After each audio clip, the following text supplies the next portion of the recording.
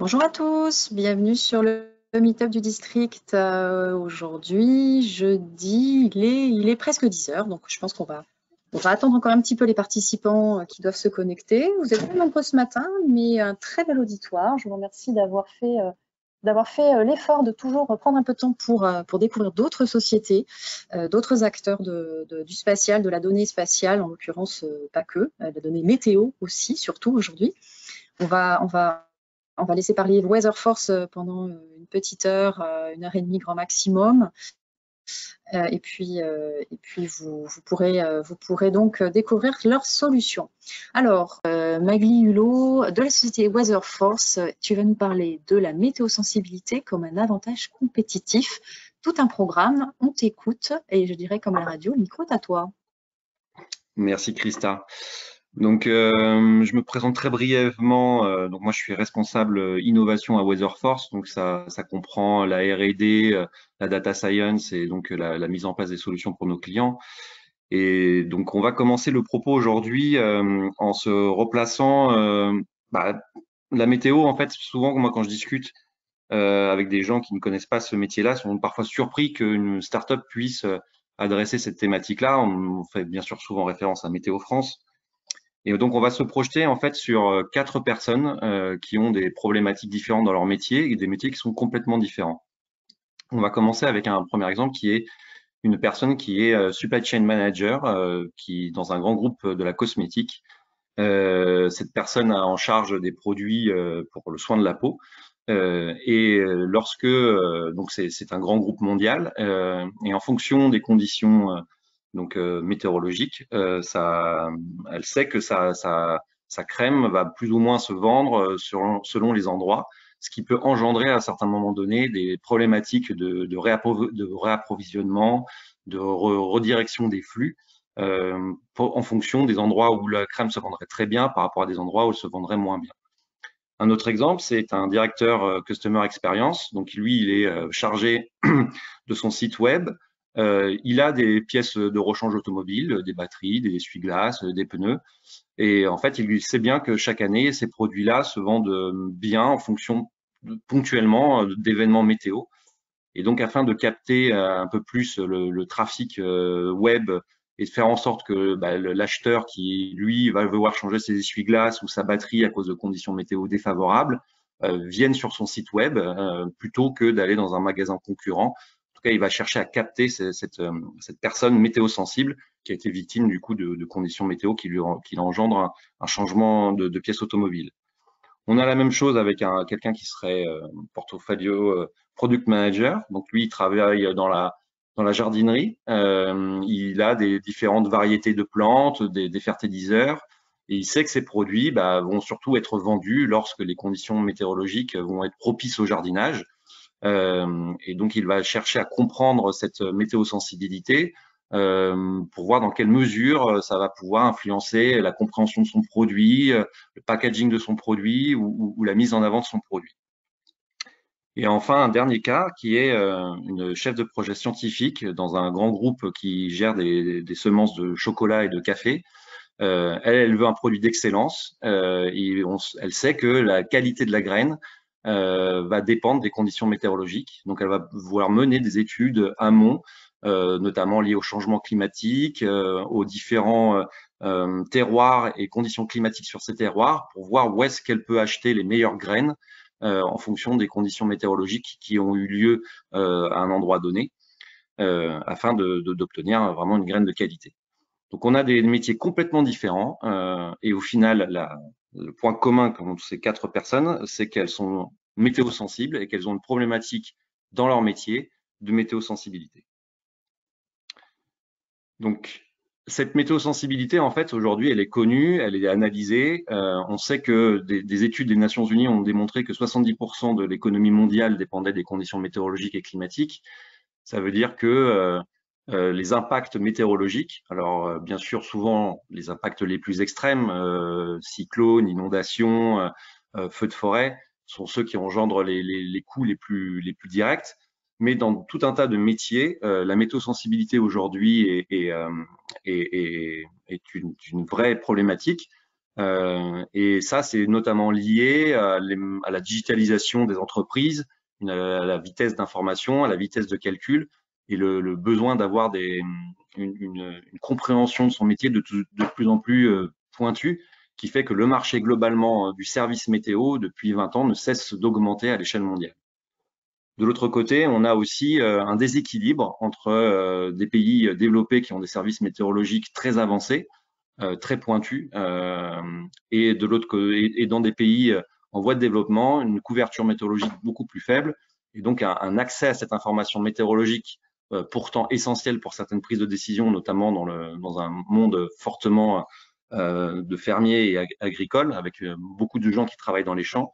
L'accès à cette information météo, elle est pour autant complètement indispensable pour que ces gens-là puissent prendre des bonnes décisions et puissent avoir à la fin des revenus qui leur vont bien. Donc, on a à la fois cette météosensibilité et ce déséquilibre mondial, et c'est vraiment Weatherforce, c'est ce constat-là qui a engendré la génération de l'entreprise et le positionnement de l'entreprise, comme je vais vous l'expliquer ensuite. Si on revient 2 secondes en arrière, on se dit, mais ok, c'est très bien tout ça, mais finalement, moi, j'ai une problématique météo-sensible, mais pourquoi je vais aller payer pour la météo? Bah, c'est vrai que finalement, on peut, avec des moyens parfois très rudimentaires, juste pour regarder par-dessus la fenêtre, se dire qu'on a un moyen de comprendre sa météo-sensibilité. Donc tout ça, ça va être une question de perception de valeur. Donc là, on a une petite pierre qui pourrait très bien faire office finalement d'observation météo. Moi, plutôt que d'acheter une station qui va être chère, que je vais devoir connecter, bah, j'installe ma petite pierre et puis bah, j'ai des informations. Bah, si je vois qu'elle est mouillée, c'est qu'il a plu. Si je vois qu'elle est sec, c'est qu'il n'a pas plu. Si j'ai une ombre au sol, bah, c'est que finalement il fait soleil, et ainsi de suite.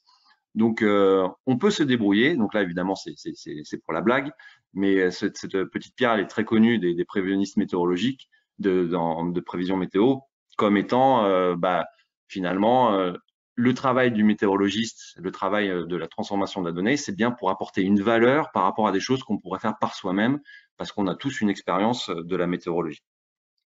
Si on transpose cette idée sur quelque chose qu'on fait tous, enfin, en tout cas en général on aime bien, c'est l'organisation d'un barbecue. J'aurais pu prendre d'autres types d'événements, mais l'organisation du barbecue, il est bien parce que finalement, pour avoir des bonnes conditions pour son barbecue, bah, finalement, il y a pas mal de données météo qu'on va devoir regarder. On va vouloir savoir qu'il fait une bonne température, mais pas trop chaud non plus. S'il y a trop de vent, bah, c'est pas terrible. S'il fait gris, voire s'il pleut, c'est pas terrible non plus. Donc, on a 2 choix. On a le choix finalement de prendre son appli météorologique. Et puis, bah, il faut quand même être bon. Alors souvent, parfois, on me demande à un collègue qui s'y connaît un petit peu en météo. On va regarder sur plusieurs sites pour essayer de comprendre quelles vont être les conditions météo pour son barbecue. Mais c'est complexe, c'est incertain, puisque des fois, on a des doutes sur la fiabilité de la prévision. Et puis finalement, ça demande quand même une petite expertise d'être capable, comme ça, de se dire quelles sont les conditions météo. Et en Nouvelle-Zélande, qui est un pays qui a le barbecue presque comme un culte, eh bien, le service météo national a créé un indice dédié pour les conditions de barbecue. Et cet indice, il a l'avantage d'être simple, intuitif et fiable, compris par la population. Et donc, plutôt que de regarder tout un tas d'indicateurs qui vont donner une condition sur son barbecue, eh bien là-bas, il y a un simple indice et les gens se connectent sur l'appli mobile ou sur le site web du Centre Météo National et peuvent savoir si les conditions sont propices au barbecue. Alors bien sûr, ensuite, il y a un détail qui est donné sur les conditions et comment est créé cet indice-là. Mais finalement, la plupart des gens, tout ce qu'ils veulent savoir, c'est est-ce que les conditions sont bonnes? Et si j'ai confiance dans l'indice et si ça me semble intuitif et simple, eh bien, je vais plutôt utiliser cet indice qui me correspond bien et qui correspond exactement à l'activité que je veux mener, plutôt que d'aller analyser une grande quantité de données. Donc, c'est ça l'intelligence météorologique, en fait. L'intelligence météorologique, c'est, alors même si ça peut paraître là, dans un exemple simple, un peu bateau, mais c'est bien cette notion de personnaliser l'information météo pour un besoin, pour améliorer une performance, pour une prise de décision, puisque finalement, la donnée météo, on la ressent tous différemment et en fonction des domaines d'application, la présentation de l'information météo va être complètement différente. Vous imaginez bien que entre un cockpit d'avion, un surfeur ou quelqu'un qui tout simplement a des besoins personnels pour son jogging, la façon de consulter l'information est complètement différente. Et pourtant, à la base, on parle peut-être d'une dizaine de paramètres météo de base qu'il faut traiter. Donc là, à Weatherforce, ce service d'intelligence météorologique, donc c'est vraiment l'essence même de ce qu'on cherche à mettre en place. Cette transformation finalement d'une grande quantité d'informations, parce que même si on n'a que quelques paramètres, température, vent, pluie, etc., ben en fait, il y a énormément de sources de données différentes qui permettent d'accéder à cette information-là. On reviendra dans les détails un peu plus tard sur la diversité de ces sources. Et donc la clé de cette intelligence météorologique, c'est bien l'analyse, la transformation et l'adaptation à un besoin pour créer un service qui est vraiment personnalisé et qui permet à la personne qui va utiliser cette information-là de prendre une décision très rapidement avec une information qu'elle comprend parfaitement et qui est donc synthétisée. Donc, elle peut être à la base très complexe, cette information, mais le but et l'objectif, c'est de justement d'y avoir accès de manière simple et intuitive à la fin. Et ça passe par un process qui peut être de création, donc nous qu'on appelle de co-création, puisque pour faire ça, il faut comprendre d'un côté notre métier qui est la météo, et de l'autre côté, le métier, comme j'ai présenté les 4 personnes au départ, il faut comprendre ce métier-là, c'est-à-dire il faut comprendre comment la personne travaille, comment la personne a besoin de l'information météo et en quoi cette information météo peut lui apporter une valeur ajoutée. Alors, Weatherforce, qui sommes-nous? On va présenter rapidement la société. C'est une société qui a maintenant 4 ans d'existence, mais qui agrège plus de 20 ans d'expérience en météorologie en France et à l'international. Moi-même, j'ai travaillé tout le temps dans ce domaine de la météorologie et de l'adaptation des données pour éclairer des décisions. On a une diversité de profils dans l'entreprise avec des data scientists, des développeurs, des UX designers, des experts météo, évidemment des commerciaux aussi. Et on a aujourd'hui la chance d'avoir des projets sur 4 continents. Donc, bien sûr en Europe, en Côte d'Ivoire, au Pérou avec un projet qu'on a avec Météo France et l'ESA, gagné sur un open call, et un projet de consultance de modernisation du centre météo indonésien en maîtrise d'ouvrage, c'est-à-dire que nous faisons l'accompagnement et l'expertise auprès du BMKG, qui est donc le centre météo national, pour les aider à spécifier leurs besoins dans un gros projet de modernisation qu'ils ont, à la fois sur la partie atmosphérique et marine. Alors l'équipe est organisée selon donc ces pôles de compétences. Donc les deux fondateurs que sont Christine et Pascal, qui ont eux-mêmes travaillé pour Pascal à Météo France pendant de nombreuses années et à Météo France International, qui fait partie du groupe Météo France et qui assure l'export de logiciels de Météo France. Et Christine, qui elle a une longue expérience dans le marketing et la communication et a aussi travaillé à Météo France International. Donc les différents pôles, c'est donc le pôle que vous retrouvez avec l'innovation et la R&D. Donc dans mon équipe, on a donc surtout des data scientists et Morgane qui est en charge de tout ce qui est UX design et marketing opérationnel. Bien sûr, on a une équipe pour tous. Notre solution est complètement dans le cloud, donc ça c'est important de le préciser. Donc c'est pour ça qu'on parle de plateforme. On n'a pas d'infrastructure en propre.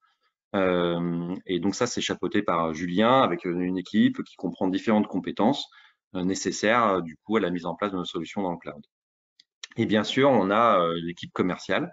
Donc vous avez Bassalia, qui est notre représentant en Côte d'Ivoire, qui permet de faire l'injonction entre le Centre météo national et nos activités là-bas. Et puis une équipe projet, puisqu'on fait aussi donc des projets, comme j'ai dit, de consultance. Donc pour comprendre en fait le modèle économique et comment l'activité de Weather France se répartit, en fait il y a deux éléments principaux qui s'auto-alimentent. D'un côté, on a ce qu'on appelle les weather écosystèmes. On place en fait Weather Force est comme au centre du jeu, mais comme plutôt un facilitateur. Donc on crée des coopérations avec les centres météo nationaux. Donc c'est le cas avec Météo France et c'est le cas avec la Sodexam en Côte d'Ivoire et c'est le cas avec le BMKG. On a déjà 3 centres météo avec lesquels on a des accords de coopération. On va créer aussi des liens avec des instituts de recherche, notamment avec l'IRD, pour avoir ce travail, on va dire, de valorisation du travail fondamental de recherche pour le mettre ensuite dans des champs d'application.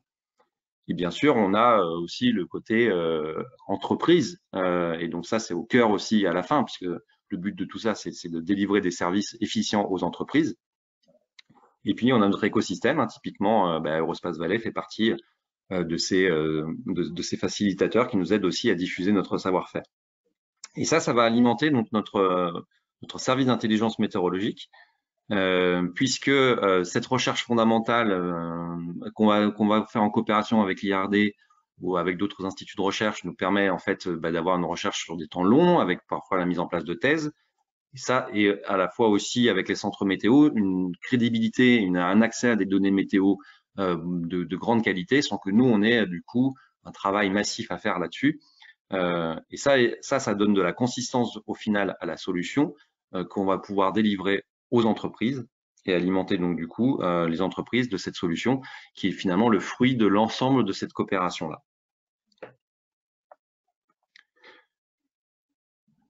Quand on fait du service météo et qu'on a la prétention de faire du service météo, notamment d'intelligence météorologique, il y a 4 piliers qui sont fondamentaux et qui sont la promesse de marque de Weatherforce pour réussir à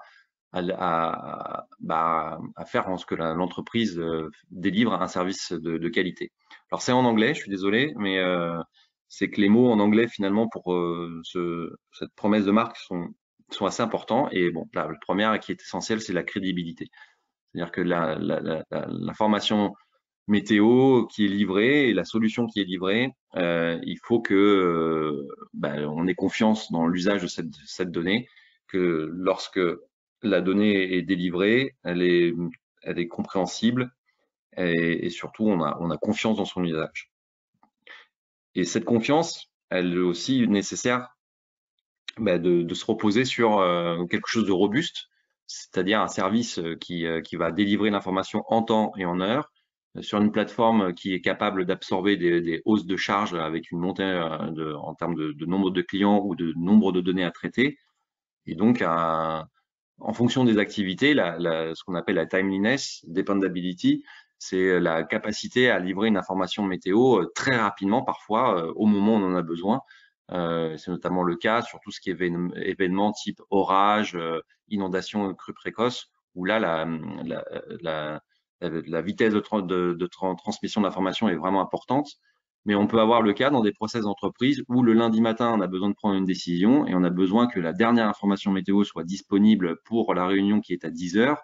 Et on veut avoir dans la prise de décision qu'on va avoir, bien sûr, la météo n'est qu'une partie, mais on a besoin d'avoir ce petit report bien mis en forme qui dit, bon, alors ça donne quoi nos conditions météo par rapport à notre activité pour prendre la décision. Et si on n'a pas le bulletin au moment où on doit prendre la décision, on peut prendre une décision du coup qui est moins bonne parce que l'information météo n'était pas mise à jour. Donc cette robustesse et cette timeliness dans la façon de délivrer l'information, c'est aussi quelque chose qui est très important parce que les impacts météo, en fait, n'ont pas non plus lieu tout le temps. Donc, c'est typiquement lorsqu'il y a des événements un peu marquants, des vagues de froid, des canicules, des coups de vent, que les seuils sont franchis. Et donc, c'est à ce moment-là que la personne a vraiment besoin de l'information. Donc, c'est à ce moment-là qu'il faut surtout pas se rater. Et alors, une fois qu'on fait ça, c'est donc, comme je disais, il faut un report qui est simple. Ça peut être une appli mobile, un site web, juste un simple mail ou même un push de données CSV ou JSON ou que sais-je. Peu importe la manière, vu qu'elle a été agréée avec la personne, avec l'entreprise avec laquelle on travaille, et qui garantit l'usage de cette donnée. C'est-à-dire que l'entreprise, c'est exactement comme on a défini le process, et lorsque cette donnée arrive, on sait l'utiliser, on sait ce qu'elle veut dire, et ça ne peut passer que par un process du design où on se pose avec notre client et on définit avec lui, on pose des questions, on définit avec lui comment il va utiliser l'information, quels sont ses besoins, qui va utiliser l'information, quelle pratique il a autour de son métier, afin vraiment de garantir que la transmission de cette information soit la plus naturelle possible pour lui dans son métier. Et puis, nous, notre objectif, c'est de durer dans le temps. Hein. on est une jeune start-up, maintenant 4 ans d'existence, et on a bien l'intention de ne pas s'arrêter là. Et les clés pour ça, c'est que notre modèle économique et la solution qu'on délivre à nos clients, ça soit quelque chose qui s'inscrit dans le temps. Et ça se passe par… donc, on croit beaucoup, nous, aux vertus du customer centric et le customer success management, c'est-à-dire qu'on met le client au cœur de nos préoccupations. Et la solution qu'on délivre, d'ailleurs, elle-même, ce n'est pas un produit fini, c'est-à-dire qu'on ne vend pas un logiciel, on vend finalement une solution modulaire qui doit pouvoir s'adapter en fonction des besoins du client, puisque comme on l'a vu, les besoins en météo-sensibilité sont très larges et très différents. Donc, avoir une démarche produit un peu logicielle ne nous ferait couvrir qu'une niche de ce marché météo. Typiquement, je fais un logiciel peut-être pour les gens qui sont sur les plateformes offshore et qui veulent connaître leurs conditions marines pour le transport ou pour la gestion de leur plateforme. Là, on peut imaginer construire un produit. Et si on veut adresser un nombre vaste de secteurs et de cas de météosensibilité, alors on est obligé d'avoir une démarche agile et modulaire qui permet de construire la solution à façon en fonction des besoins, et tout en ayant quand même une démarche produit à l'intérieur et du X-Design. L'autre partie de la sustainability, c'est ce qu'on essaie de créer dans les pays comme en Côte d'Ivoire, où comme on l'a dit, l'information météo est très peu diffusée à de nombreuses personnes. Or, on sait qu'elle a une valeur ajoutée, cette information météo, qu'elle permettrait à ces fermiers de prendre des meilleures décisions. Et donc, on essaie d'accompagner les centres météo, donc c'est ce qu'on fait avec la Sodexam, en leur apportant notre expertise à la fois dans ce qu'on a pu faire comme projet à l'international de modernisation de centres météo et dans notre compréhension des besoins en termes de production agricole, de façon à créer ces services qui permettent au service météo national d'exister et de se pérenniser dans le temps, et ensuite aux fermiers, du coup, de prendre des meilleures décisions et voire même parfois de sauver leur saison. Donc ça, c'est vraiment du gagnant-gagnant. Ça fait que tout le monde dans la chaîne de valeur, en fait, profite de cette information. Et ça fait aussi partie, du coup, de ces partenariats publics-privés qui ont le vent en poupe, qui nous permettent, du coup, de légitimer la valorisation de travaux de recherche et, du coup, d'apporter ce qu'on appelle le last mile, c'est-à-dire d'aller jusqu'à d'accompagner des centres météo qui n'ont pas forcément l'habitude, de faire cet exercice de style, de vraiment se poser avec l'utilisateur final et d'adapter le service aux besoins de l'usager, plutôt que la façon traditionnelle qu'ont encore les centres météo, et même parfois dans des pays plus développés, d'apporter juste l'information météo sous forme d'icônes très classique et qui est souvent très limitant en fait pour prendre des décisions ensuite lorsqu'on a un métier comme typiquement l'agriculture.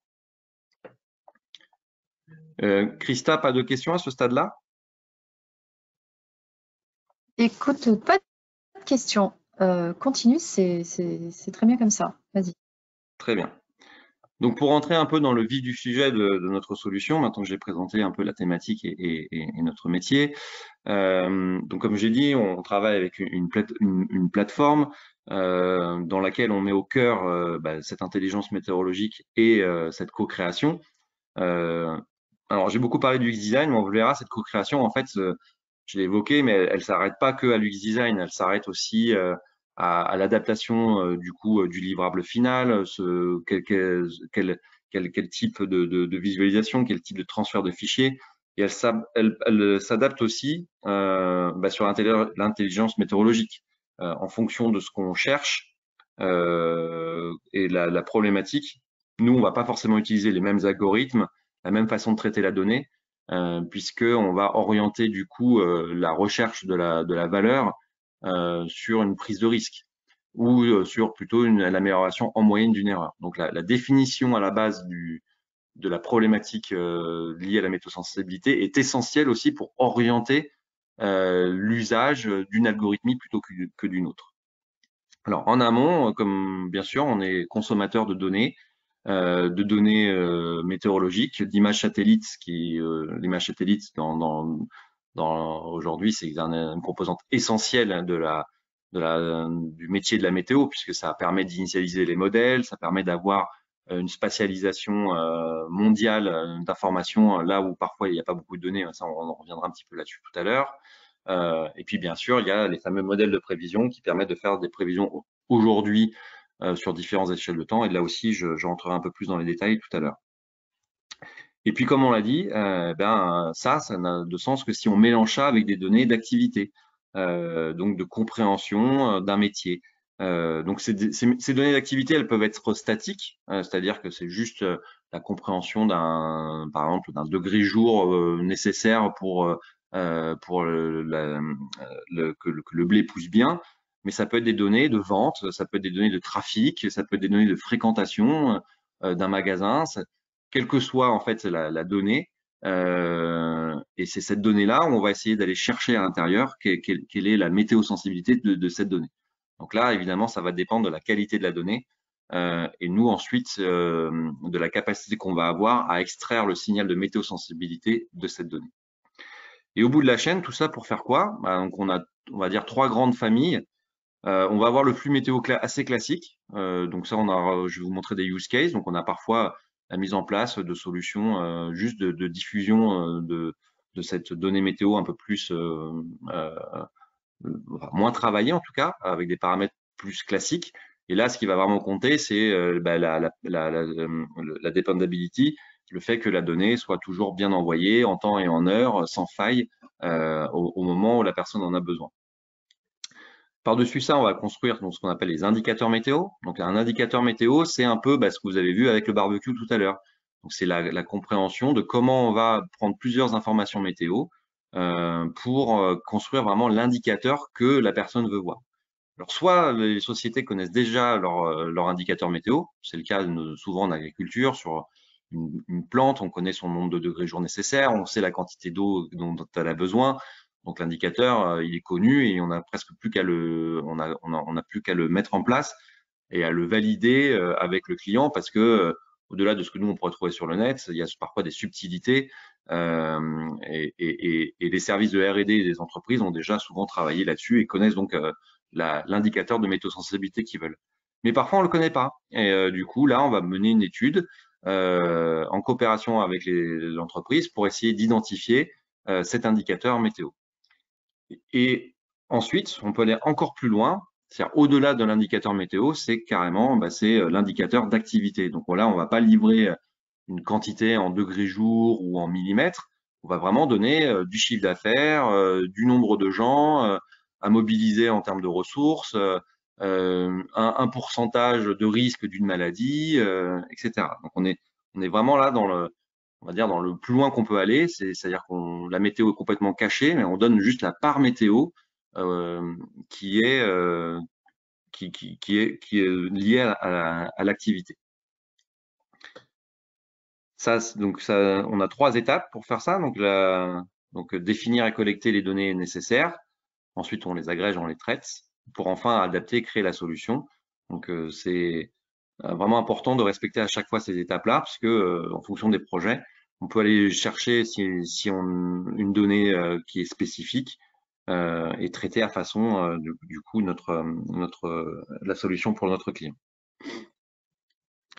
Donc les données qu'on utilise, elles sont disponibles dans le monde entier, puisque vous avez vu, on a une couverture donc assez vaste, et on a vraiment la vocation à avoir des données partout dans le monde. Et aujourd'hui, de toute façon, les données satellitaires de réanalyse et de prévision sont souvent globales. Et pour faire ça, donc on a des fournisseurs, des partenaires clés. Donc on se fournit comme toutes les boîtes météo auprès de la NOAA, donc centre météo américain, et également auprès du centre européen. Et puis on a loué des partenariats. Donc j'ai parlé du projet avec l'ESA. On a un partenariat avec Météo France et on a aussi eu une collaboration avec Copernicus sur différents sujets, notamment une application pollen dont je reparlerai plus tard. Et cette coopération avec Météo France, elle nous permet typiquement d'avoir accès au fameux modèle Arome. Donc c'est ce modèle Arome par exemple qu'on exporte au Pérou et qui tourne spécifiquement. Donc, Arome c'est un modèle local, c'est-à-dire qu'il va tourner juste sur une zone géographique. Donc c'est le cas au Pérou et c'est bien sûr le cas en France. On a aussi la possibilité du coup de se faire le relais des données météo de Météo France et aussi accès à des experts comme on le fait notamment sur certains projets en Côte d'Ivoire, où des experts de Météo France nous aident à qualifier les cycles de pluie et d'être sur les derniers travaux de recherche en termes de prévisibilité sur l'échelle subsaisonnière et saisonnière. Je reviendrai juste après sur qu'est-ce que c'est que cette échelle subsaisonnière et saisonnière.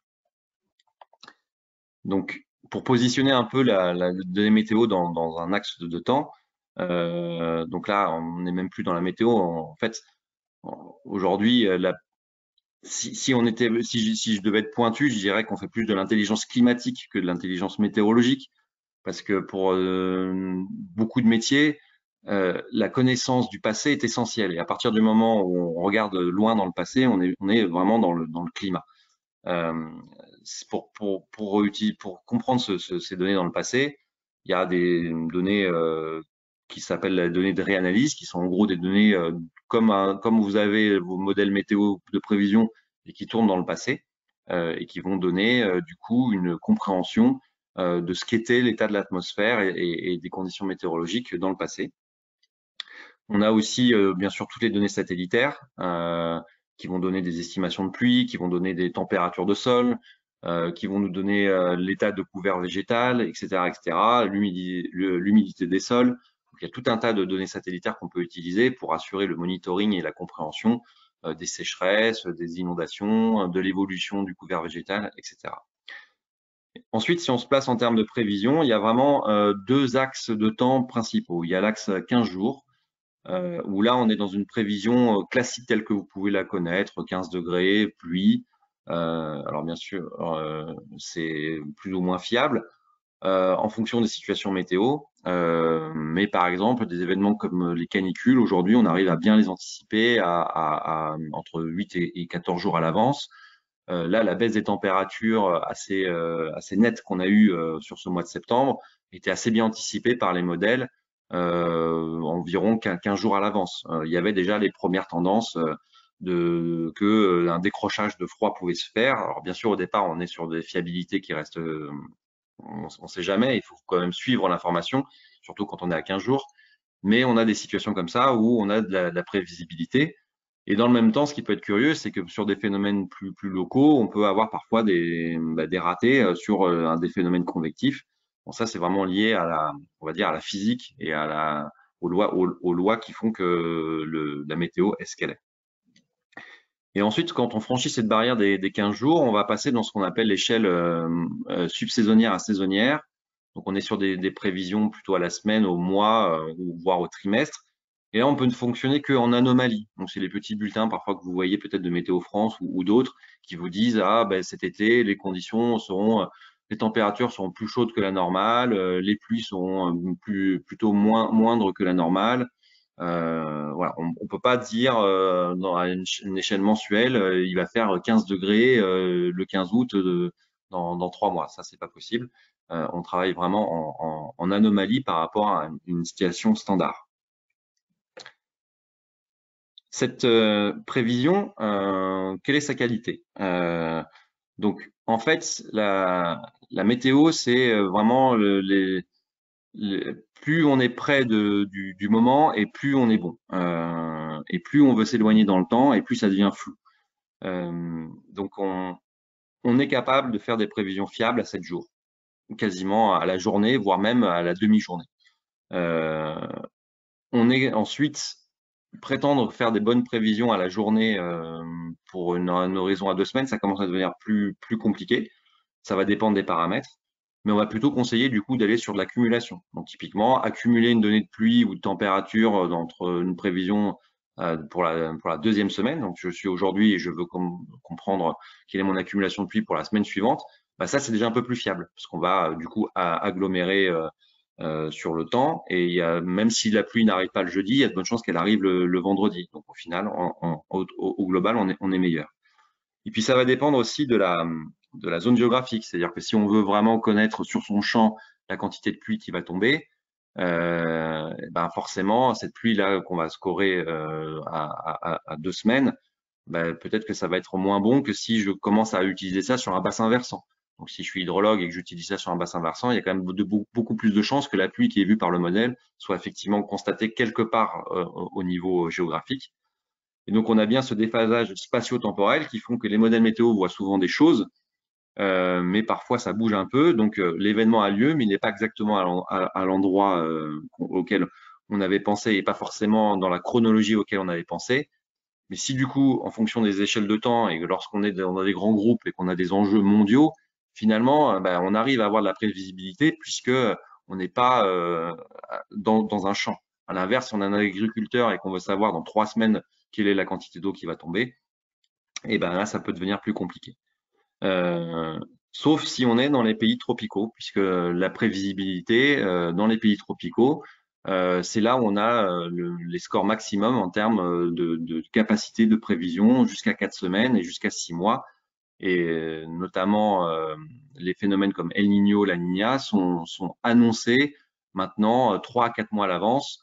Donc c'est lié à la propriété même quand ça se base donc sur une anomalie de température de la mer et que cette anomalie de la température de la mer, par sa dynamique, est plutôt lente à changer. Et donc quand le système se met en place, du coup on sait qu'il va falloir quand même un certain temps pour que ça change. Et donc c'est pour ça qu'on peut avoir quand même une certaine confiance dans l'événement. Et du coup, on sait que si c'est la Niña ou si c'est El Niño, par retour d'expérience, qu'il y a des zones où il y aura plus de pluie, des zones où il y aura moins de pluie. Et donc ça commence à pouvoir faire de la prise de décision en termes de, par exemple, alerte de sécheresse, risque de feu de forêt, et ainsi de suite. Sur l'échelle européenne, la prévision mensuelle à saisonnière, elle a un score qui dépend des paramètres et qui dépend des applications. Alors, je peux prendre un exemple qui est assez simple. Récemment, là, la prévision de pluie en termes d'usage dans la prévision saisonnière, c'est pas terrible, sauf si on considère des applications comme par exemple l'hydrologie et tout ce qui est pilotage des barrages, puisqu'on est sur des accumulations sur plusieurs mois et on est sur des bassins versants qui sont parfois assez à l'échelle d'un fleuve, donc qui sont sur des zones géographiques assez vastes. Quand on fait ça et qu'on essaie d'utiliser du coup ce que nous donne le modèle de prévision saisonnière, on arrive à être meilleur que en utilisant pas cette information, c'est-à-dire en gros en se basant sur les conditions normales ou les conditions de l'an passé. De la même façon, lorsqu'on veut faire de l'irrigation, si on veut connaître ses besoins en eau, la prévision saisonnière peut nous aider à l'échelle d'une saison à avoir une idée de la quantité d'eau qu'on peut espérer et commencer à avoir une idée de s'il va falloir économiser l'eau ou si finalement la saison va être plutôt prolifique, auquel cas on peut être moins précautionneux sur l'usage de son eau. Donc ça dépend des paramètres, ça dépend des horizons de temps, ça dépend aussi de la spatialisation.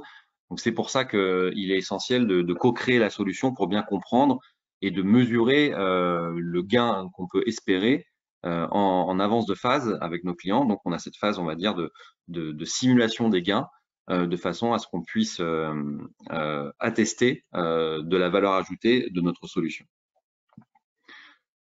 À WeatherForce, on est donc comme je l'ai dit, on collecte donc toutes ces données. Et pour faire ça, ça demande quand même pas mal de compétences différentes dans la société. Donc les personnes qui vont être en charge de collecter les données, ça va plutôt être des profils de type data engineer. Bien sûr, on a toute la partie dev, DevOps, développeur full stack qui va nous aider à construire la plateforme sur laquelle les data scientists et les data engineers peuvent s'exprimer. Et cette qualification des données, par exemple, c'est déjà une compétence. C'est-à-dire que ne serait-ce que de savoir dire telle donnée a telle qualité, vous pouvez l'utiliser comme ça. Nous, voilà comment on traite la donnée. C'est déjà une expertise. Ensuite, tout ce qui est méthode, on va dire, de valorisation de cette donnée, donc tout ce qui est calibration, tout ce qui est descente d'échelle, et spatialisation, ça fait appel à des algorithmies, ça fait appel à du savoir-faire. Il existe énormément de diversité d'applications différentes en termes de calibrage, d'analyse statistique, de downscaling. Et donc, c'est bien en fonction de la problématique ciblée qu'on va choisir la meilleure méthode possible pour répondre aux besoins du client. Ça nous permet donc de construire ces indicateurs météo et d'activité tels qu'on les a décrits tout à l'heure et d'être prêt à avoir une donnée qui est prête à l'emploi.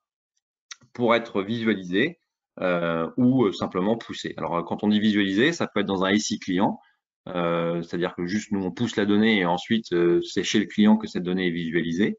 Mais ça peut être du coup la fourniture d'une application mobile qu'on fournit nous, d'un site web, d'un mail qu'on pousse en termes de notification. Enfin voilà, on peut imaginer tout un tas de moyens d'accès à l'information.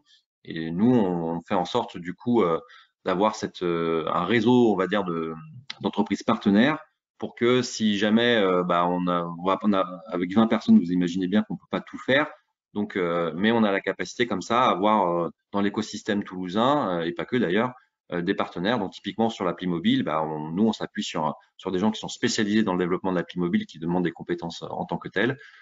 Et comme c'est pas un besoin qu'on rencontre non plus tous les 4 matins, lorsqu'on a un client qui a besoin d'une appli mobile, du coup on s'appuie sur un partenaire. Donc on n'hésite pas non plus à aller chercher des compétences. C'est le cas aussi notamment sur nos projets de consultance. Où là dernièrement on avait besoin d'un consultant expert en météo marine et notamment tout ce qui est équipement d'observation marine. Nous on n'a pas la compétence en interne, mais grâce à notre parcours et la diversité de nos parcours, on a accès à tout un tas de consultants et d'experts qu'au besoin on sait aller chercher pour nos projets.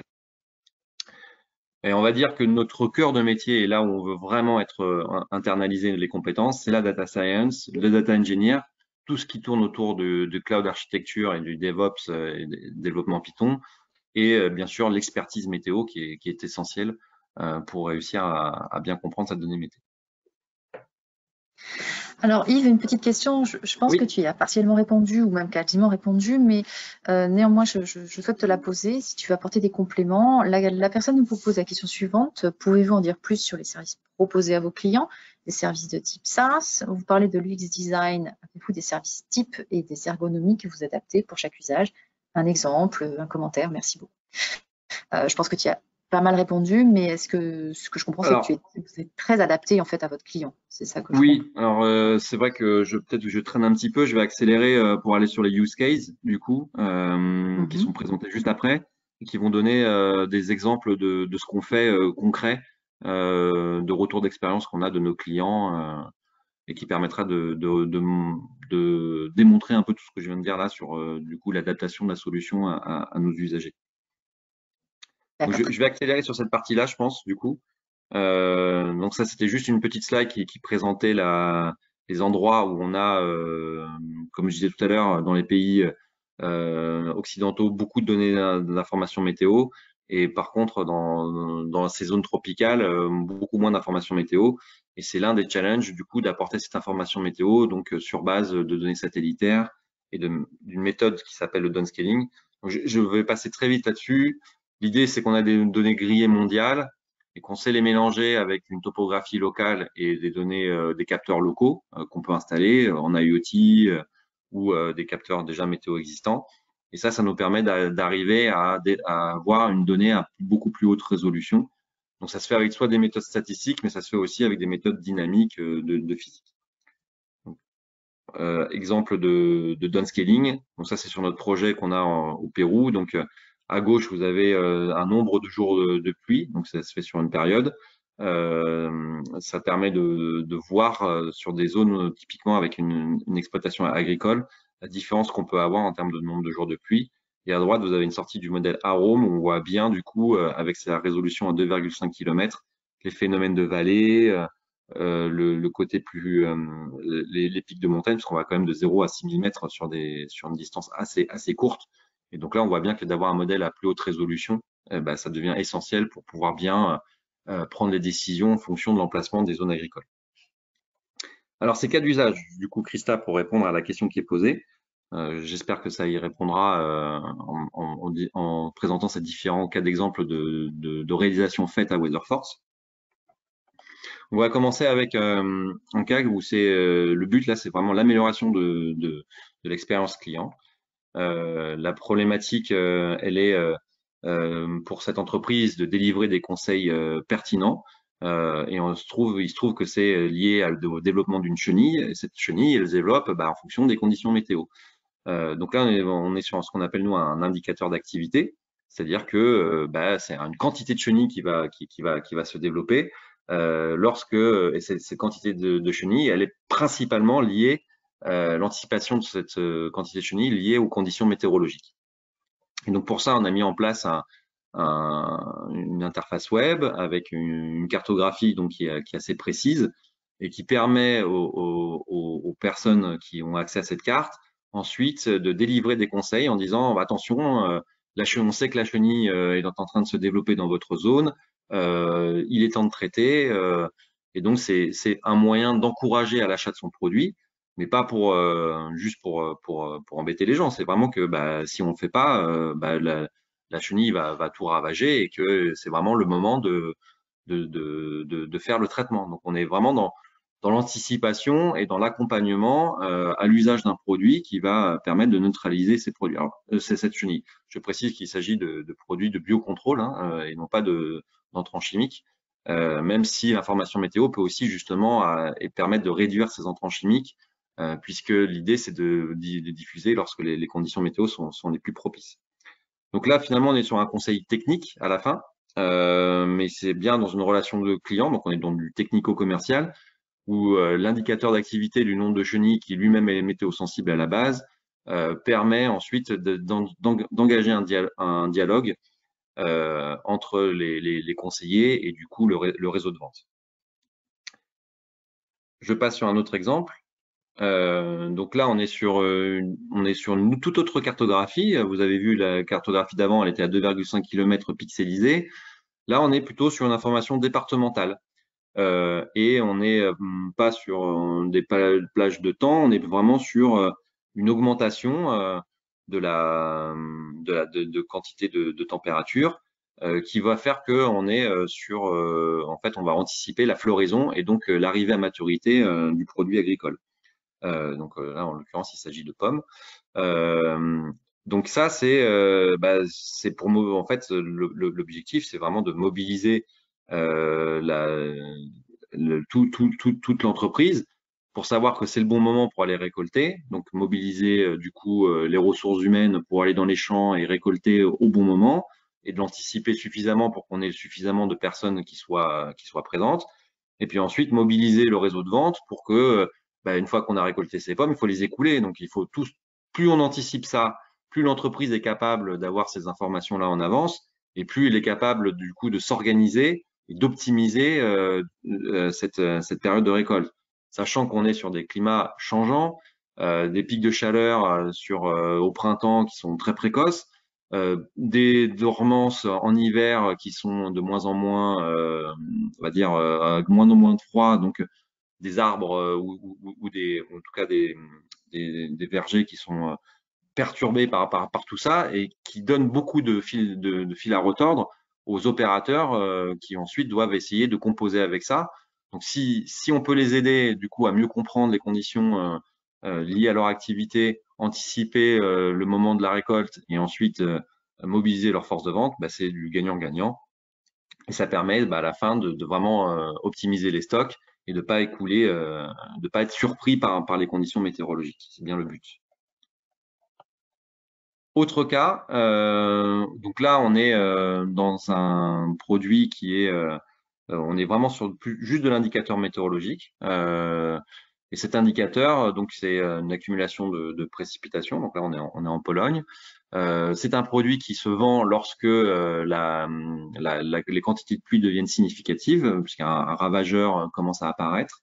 Et donc l'anticipation de la même façon du risque d'occurrence de ce ravageur, ça permet que lorsque les conditions, donc la fenêtre de tir, on va dire commerciale, se présente, et d'être au taquet et de pouvoir vraiment encourager l'achat, d'être sûr qu'on a tous les stocks à disposition nécessaires, que la supply chain va suivre, pour que tous les gens qui ont besoin d'acheter ce produit-là puissent le trouver au moment où ils en ont besoin.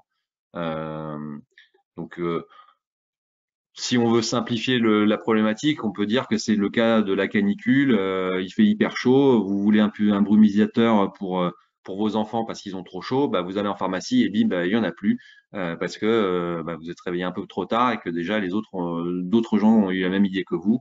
Et donc on est bien sur cette notion il y a un moment donné où le produit, bah, c'est là où il va se vendre, bah, il faut pas rater ce moment-là, quoi. Et alors, plus le produit est météo-sensible, et plus la connaissance et l'anticipation de ces fenêtres de temps favorables vont être importantes pour l'entreprise qui, du coup, a besoin de cette solution-là.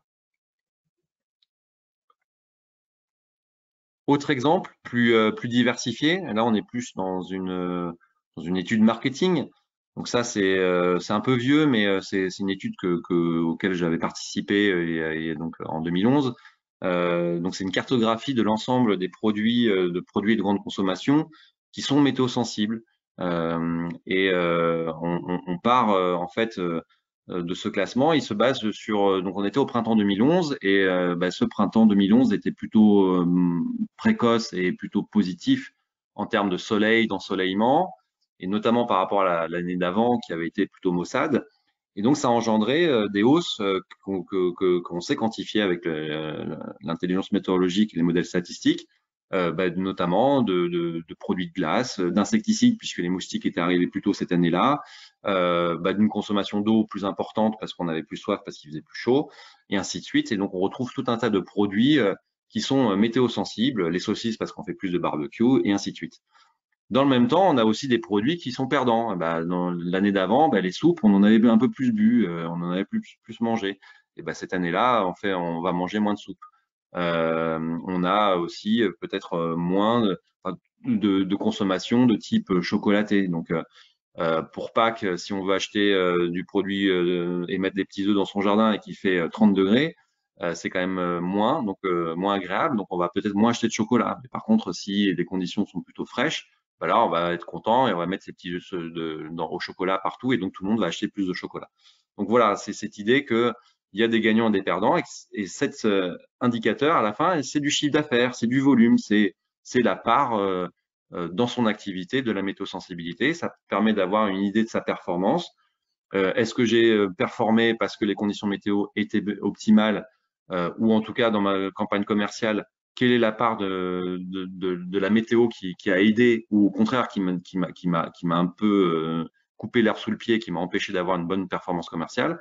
Donc plus on est météo-sensible, plus on a besoin de connaître cette information-là pour avoir la juste mesure de la tendance de son marché, de sa saisonnalité, de l'impact de ses promotions et de ses activités publicitaires.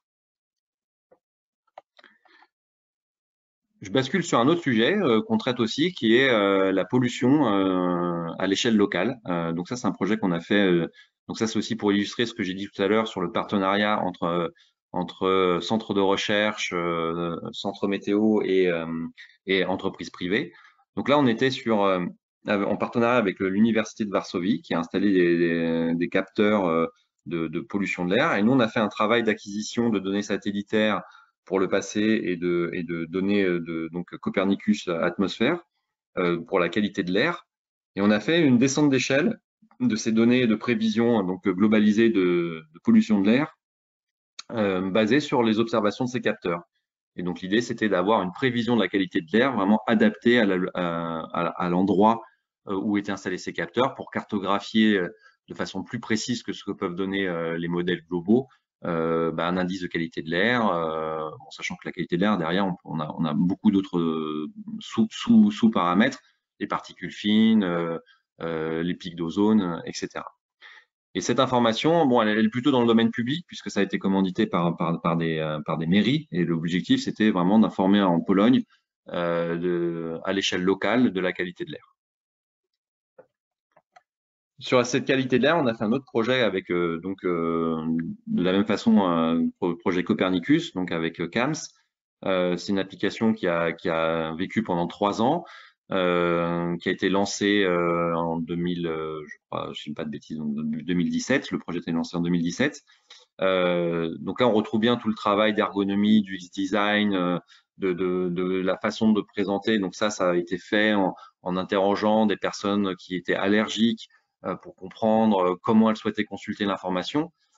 Donc ça a donné un produit dont on est assez fier et qui a plutôt bien fonctionné et qui avait sa communauté d'utilisateurs. Mais là, on a un souci typiquement sur le modèle économique, c'est-à-dire qu'au départ, on a été financé par Copernicus pour lancer ça. Et comme c'est dans le domaine public, et ben du coup, il faudrait pour continuer à entretenir l'application et la faire vivre, là, on a besoin de trouver un relais institutionnel, puisque on a vu nous dans l'étude que les gens n'étaient pour autant pas prêts à payer pour consulter cette information-là. Puis bon, alors on n'a pas forcément envie de donner un coût à cette application. Donc voilà, il y a aussi cette notion aussi du coup sur cette partie, en particulier sur la qualité de l'air, le modèle économique qui reste quand même assez complexe à trouver aujourd'hui, même si on est convaincu et qu'il y a une vraie appétence politique pour ce sujet-là, qu'il y a une communauté de plus en plus sensible à ces thématiques environnementales et qualité de l'air. Pour autant, aujourd'hui, bah, on trouve que ce soit les sociétés, les entreprises ou le citoyen n'est pas forcément prêt à payer pour consulter cette information-là. Un autre exemple d'application qu'on a fait donc en Côte d'Ivoire, parce qu'on a plusieurs projets en Côte d'Ivoire. Donc là, on est vraiment adapté des conseils auprès de différentes filières agricoles. Donc l'application est différente en fonction de la filière. Aujourd'hui, on en est à 2. Alors c'est pas forcément que des applications mobiles, hein, parce que comme on l'a dit en Côte d'Ivoire, ça peut être aussi tout simplement du push d'SMS ou de simples bulletins qui sont restitués. Donc là, je vous donne l'exemple de l'application mobile, mais il faut bien comprendre que ça correspond déjà à une filière bien installée avec un certain degré de modernisation et qu'on a bien identifié en Côte d'Ivoire d'autres besoins qui sont beaucoup plus simples en termes de transmission de l'information. Mais c'est pour bien aussi montrer toujours à chaque fois cette démarche donc, qui repart de zéro en termes de compréhension du besoin, UX design. On discute avec les producteurs, on comprend quelle est leur problématique, quel est l'indicateur, quelle quantité de pluie fait qu'ils ils sont contents ou ils sont pas contents, combien de jours de consécutifs sans pluie fait que bah, ça impacte la récolte. Enfin, toutes ces questions à la fois autour des indicateurs météo et la façon ensuite de présenter l'information qui sont au cœur de notre métier et de nos compétences et qui font qu'à la fin, on arrive à un produit qui est compris, utilisable et qui va permettre de fidéliser les usagers finaux à l'usage de cette information-là. Pas parce que ça leur fait plaisir, hein, mais parce que vraiment, ils y trouvent un avantage et qu'ils comprennent l'information et qu'ils savent quoi en faire. Voilà, Christa. J'espère que j'ai répondu à la question qui m'avait été posée à travers la présentation de ces différents cas d'usage. Ça va faire presque 1 heure que je discute. Je sais pas si tu as d'autres questions. Oui, tout à fait, j'en ai une. Mais avant toute chose, je vais te remercier pour la clarté de ton propos et le côté didactique de l'explication de ces services météorologiques liés à la donnée météo. C'est toujours des domaines qui font un petit peu peur parce que c'est assez complexe. Et on est vraiment parti avec toi pendant tout ce meet-up. Donc, on t'a bien suivi. J'ai trouvé vraiment qu'il apportait un véritable éclairage sur votre service. Donc, bravo. Et tout de suite, la question qui est posée concernant la cartographie, tu sais, que tu as montré sur la cartographie monde et le fait qu'il y ait des zones de faible densité d'informations météorologiques. La question est la suivante. Dans les déserts météo, êtes-vous amené à conseiller l'installation de stations météo locales? Si oui, comment cette installation est faite? Partenariat avec un acteur local? Point d'interrogation. Eh ben, vous pouvez enlever le point d'interrogation à la question. Effectivement, dans le projet Pérou, on installe des capteurs météo et on a un partenaire local qui est en charge de déployer ces capteurs. Donc nous, on n'a pas, comme je disais sur les applis mobiles, c'est la même chose avec les capteurs. On n'a pas, nous, vocation en interne à avoir cette compétence de déployer des capteurs. 20 personnes, hein, faut être modeste quand même sur ses ambitions. Mais du coup, voilà, on est prêt à travailler. C'était aussi le cas dans le projet polaire que j'ai présenté. Donc là, c'était l'université de Varsovie. Donc on sait travailler avec des gens qui sont spécialisés dans le capteur. On sait récupérer cette information et adapter ensuite la prévision météorologique. Et alors dans le cas de l'Indonésie, on le fait pas parce que c'est pas notre lettre de mission, mais par contre on a l'expertise et on a cet expert spécialisé capteur bouée qui du coup nous aide à spécifier et à conseiller le BMKG pour comment faire pour installer et maintenir, parce que installer c'est bien, mais derrière il faut que ça marche pendant un certain temps. Donc, ils assurent aussi la maintenance locale. D'accord. D'accord. Très bien. Donc, vous utilisez la donnée pour réaliser le service. Mais tout ça, Oui, en ne touchez pas à collaboration. l'infrastructure. En collaboration. Oui. D'accord, très bien. Alors, la réponse à la question que tu posais, est-ce que tes use cases ont répondu à la question de l'auditeur? La réponse est oui, très bien, merci, c'était très clair. Donc, en effet, ces use cases étaient vraiment très divers et donc très instructifs sur les différents usages de votre service et de votre conseil, dans l'usage de ces données. Alors, petite question qui arrive également. Donc, merci Yves pour la qualité de ta présentation. Serait-il possible de connaître si Webasense travaille avec des agriculteurs? Est-ce que vous avez cette expérience usagée côté agriculteur? Alors, on travaille beaucoup dans le secteur de l'agriculture. Après, ça dépend ce qu'on appelle un agriculteur. Donc, on travaille avec des semenciers, on travaille avec donc en Afrique avec des gens qui sont donc dans des filières agricoles. Donc c'est des gens qui managent leur culture. Et on travaille aussi avec du coup des réseaux de distribution de produits agricoles de façon à, puisque eux ils ont intérêt comme on l'a vu à pousser le produit au bon moment lorsque le produit arrive à maturité. Donc si la question c'est vraiment est-ce qu'on s'assoit à côté des fermiers, alors c'était typiquement l'objectif de notre projet au Pérou. Et ça a déjà été le cas dans un projet qu'on avait fait en Côte d'Ivoire. Bon, sauf que contexte Covid, donc on n'a pas pu aller au Pérou, donc on a fait quelques visios, mais c'est quand même pas pareil que de vraiment aller avec eux. Mais ça fait partie de la démarche UX design, c'est-à-dire de pouvoir à un moment donné passer du temps avec ces gens-là pour vraiment voir comment ils travaillent, comment ils vont dans les champs, est-ce qu'ils ont un téléphone mobile sur eux ou pas, d'avoir cette vision de terrain qui permet de comprendre. Donc la réponse est oui à peu près, mais on voudrait le faire plus et on est un peu limité là par le contexte actuel. D'accord, je comprends tout à fait. Merci pour la réponse. Une autre question vient de tomber. Avez-vous des activités dans le domaine de l'assurance? Assez peu pour l'instant, mais ça fait partie des sujets qu'on va étudier. Et donc, dans le cadre de ce projet Pérou, on a un work package qui est du coup, alors pareil en partenariat. C'est-à-dire que nous, on n'a pas non plus la vocation à avoir cette compétence sur le risque et la mise en place d'une assurance basée sur des informations météo. Il y a bien cette notion du coup de faire la descente d'échelle de la donnée de température et de pluie pour que notre partenaire puisse commencer à construire son produit d'assurance paramétrique. Et voilà, donc ça fait partie des choses qu'on souhaite adresser à terme. D'accord, très bien. En effet, il y a un enjeu aussi sur les assurances, évidemment, avec un accès de la donnée travaillé comme vous le faites. Il y a quelques acteurs qui se lancent. Ça sera clairement un sujet, je dirais, du présent et de l'avenir à certitude. Mais juste un mot là-dessus, c'est que l'assurance, en fait, parce que la météosensibilité, si vous pouvez rien faire avec, ce qui vous reste à faire, c'est quand même du coup de mitiger le risque, et l'assurance, c'est un moyen.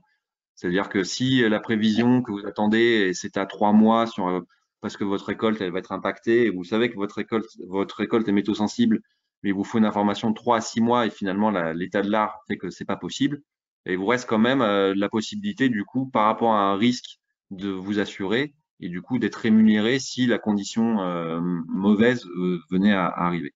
Donc ça complète, on va dire, l'échantillon des solutions possibles et ça donne une réponse lorsque on n'est pas capable de faire justement ce service d'intelligence météorologique pour de la prise de décision en temps réel. Tout à fait. Merci beaucoup Yves pour tes réponses. À ce stade, je ne vois pas d'autres questions qui arrivent, mais on a déjà eu des questions très pertinentes, très intéressantes.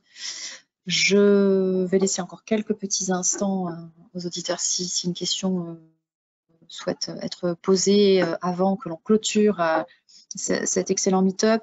En attendant, je pense qu'on peut te contacter évidemment directement.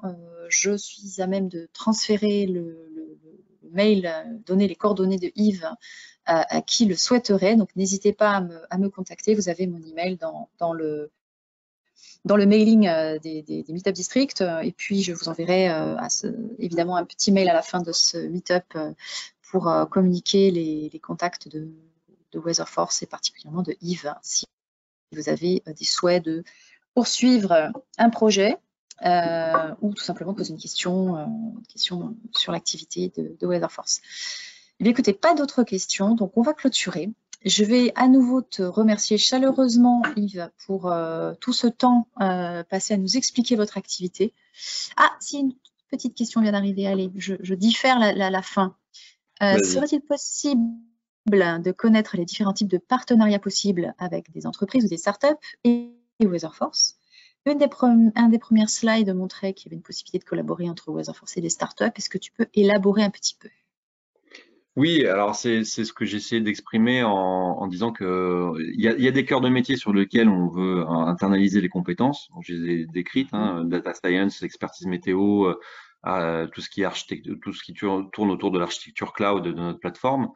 Néanmoins, sur tout ce qui est capteur, typiquement, là, on va nouer des partenariats. Sur ce qui est appli mobile, et on peut imaginer aussi dans le traitement de la donnée satellite. On sait par exemple, si je prends l'exemple de la sécheresse, elle est de trois types. Elle est le type météorologique, hydrologique et agricole.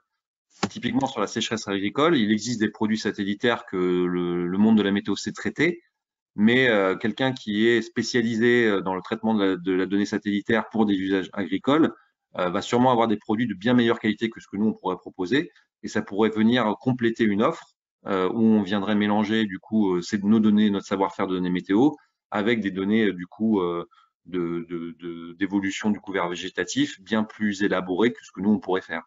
Donc dans ces cas, et donc dans l'écosystème d'ailleurs d'Aerospace Valley, je pense qu'il y a des entreprises avec lesquelles on aurait intérêt à discuter et à parler pour voir si on a des synergies dans notre offre qui pourraient venir faire qu'on se complète pour adresser un marché donné. Tout à fait, c'est-à-dire l'objectif que moi je me propose d'accomplir avec vous et de vous présenter les entreprises qui animent l'écosystème d'Aerospace Valley, tant dans les fabricants et solutions à base de capteurs que les intégrateurs de données pour la fourniture d'un service intelligent à un utilisateur final dans un métier particulier. On a certainement de quoi en tout cas promouvoir votre capacité, votre savoir-faire, et puis de leur côté promouvoir le leur pour trouver des partenariats fructueux, intelligents et surtout pérennes. En tous les cas, ça sera un axe clairement porté par ma petite personne. Je te remercie beaucoup, Yves. Et ne pas hésiter à me contacter si on souhaite plus d'informations par rapport à ça. En tout cas, on est bien sûr ouvert au partenariat parce que absolument, voilà, c'est important. Et n'hésitez pas à nous contacter. Je ferai le lien si vous n'avez pas son email, mais je vais vous l'envoyer à tous ceux qui étaient présents. Ce sera l'occasion pour vous de prendre contact directement avec Yves. Des bravos arrivent sur l'interface, donc bravo pour la qualité de la présentation. Merci beaucoup, très instructif. Voilà, je te les transfère en live. À très bientôt, à l'année prochaine pour un autre meet-up, à très bientôt pour un atelier du district où vous viendrez montrer et faire la manip en direct avec une dizaine de participants. Donc, si les auditeurs d'aujourd'hui sont intéressés pour participer à ce futur atelier, eh bien, écoutez, faites-le savoir, écrivez-moi, dites-le moi, manifestez-vous. Je vous garderai évidemment dans la liste des gens invités pour être présents lors de l'atelier que va animer Weatherforce prochainement. Je n'ai pas encore la date, mais ça arrivera. Voilà, l'idée étant de venir chercher concrètement une appropriation de leur savoir-faire, de leur technologie et de travailler à peut-être justement identifier les premiers axes d'un partenariat entre vous et eux. En tout cas, c'est toute l'ambition qu'on se propose de mener, de réaliser. À bientôt. À bientôt, Christa. Bon jeudi à tous. Merci Yves, merci à Weatherforce et beaucoup de succès à tous. À bientôt. À bientôt, au revoir.